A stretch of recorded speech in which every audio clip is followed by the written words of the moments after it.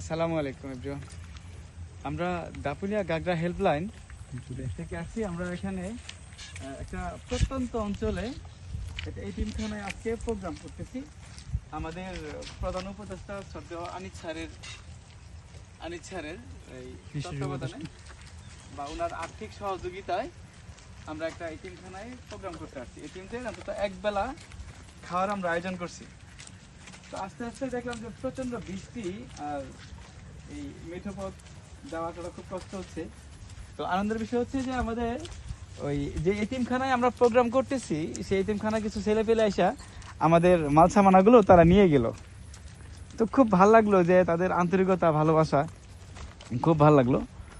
তো আপনাদের যদি এই আরো কোনো চিনা জানা কোনো এতিমখানা থাকে আমরা পর্যায়ক্রমে আমরা আরো প্রোগ্রাম করব।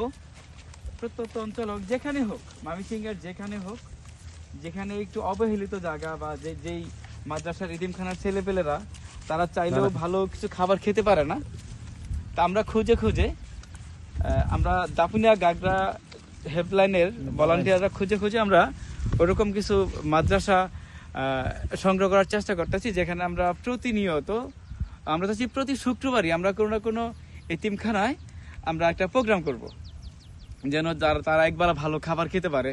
আমরা দেখছি অনেক এতিমখানায় তারা জাতীয় মাছ হিসেবে তারা পাঙ্কাশকেই তারা প্রাধান্য দেয়।